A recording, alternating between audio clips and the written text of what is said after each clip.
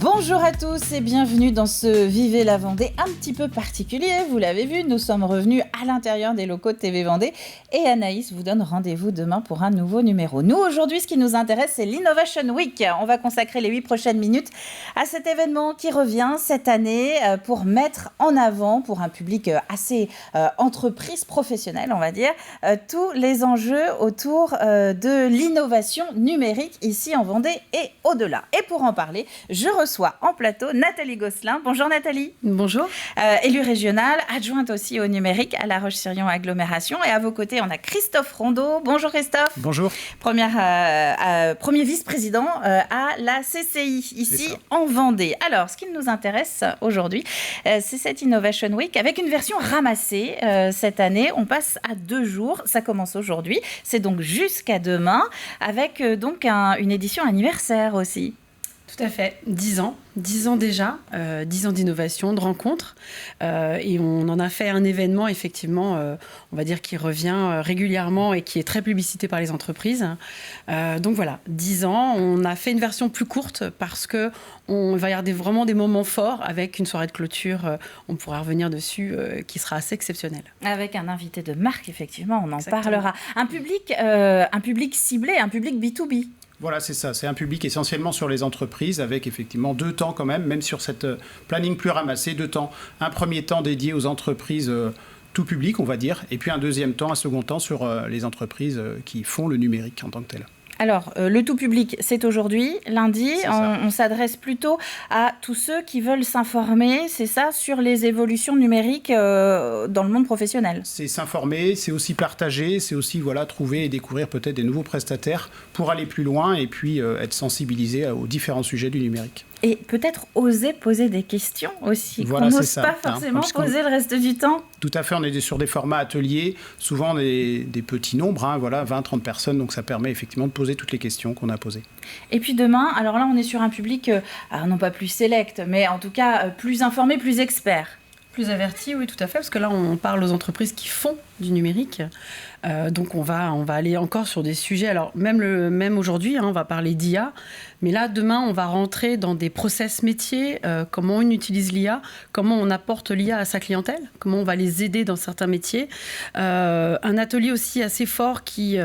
donc là, on sort un peu du numérique, mais c'est un réel besoin, c'est-à-dire comment on informe aussi les jeunes vers les métiers du numérique, parce qu'on souffre aussi beaucoup de pénuries, ne serait-ce que dans les formations. Les jeunes ne vont pas forcément vers ces métiers, alors qu'on pourrait penser que c'est quand même, on va dire, exaltant, l'IA, la cyber, des choses comme ça, mais en fait, pas du tout. Donc, il faut vraiment qu'on aille faire de l'acculturation auprès des jeunes et aider les entreprises aussi à recruter et puis à former. Il faut absolument qu'on forme la relève, parce qu'on va manquer d'informaticiens, c'est clair. C'est ce que j'allais vous demander. Donc, c'est un secteur qui recrute l'innovation. Complètement même. Tout à fait.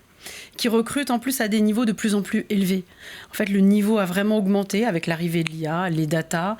Là, on va en parler dans la table ronde. On a un data scientist qui va venir. Donc voilà, c'est des nouveaux métiers très qualifiés, en fait. Et ça, il va falloir revoir un petit peu aussi, peut-être adapter les formations qu'on a pu faire, en fait. Et très recherché, y compris ici en Vendée ?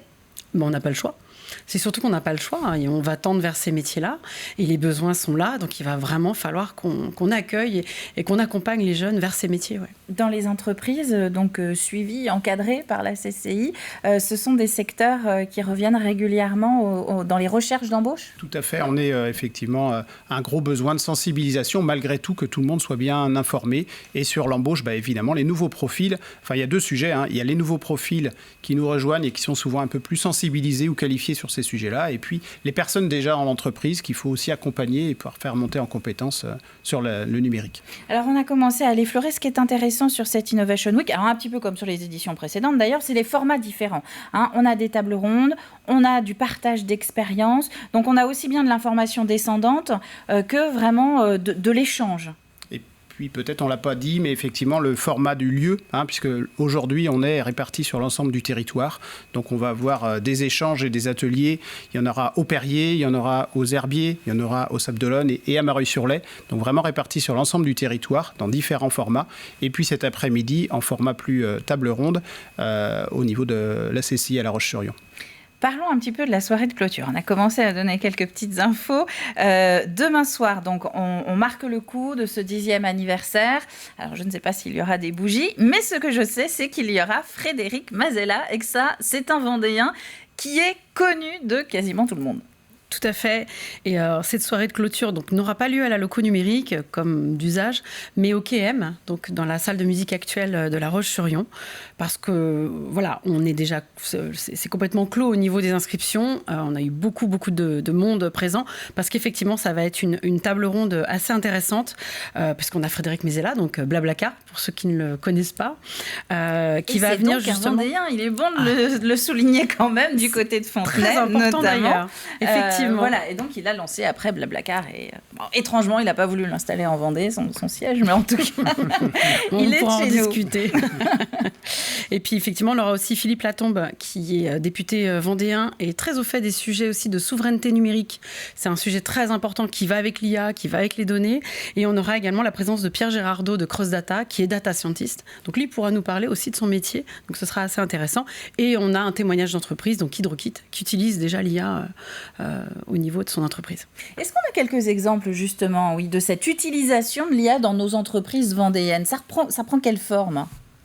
Ça peut prendre tout un tas de formes, et parfois des formes finalement en complément, en aide à différents typologies ou différents postes de l'entreprise. Alors Nathalie en parlait sur la partie développement, mais aussi sur tout un tas d'autres métiers. C'est tout l'intérêt, je pense, de démystifier, et on va le faire lors de cette soirée-là, démystifier les enjeux de l'IA et puis savoir se les approprier finalement pour les maîtriser comme un nouvel outil demain dans beaucoup de postes ou quasiment l'intégralité des postes. D'évoquer aussi les craintes qu'ont certaines personnes de voir des postes remplacés, alors que là l'idée c'est de montrer que c'est plus pour accompagner.